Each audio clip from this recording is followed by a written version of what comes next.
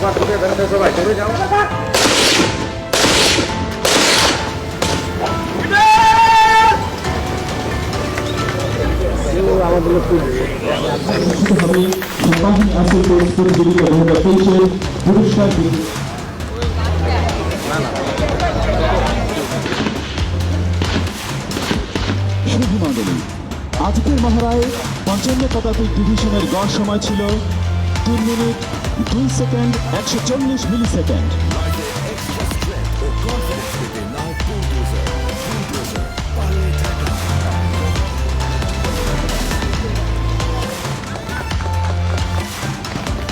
আজকের মহড়ায় 35 পদাতিক ডিভিশনের গড় সময় ছিল 2 মিনিট 59 সেকেন্ড।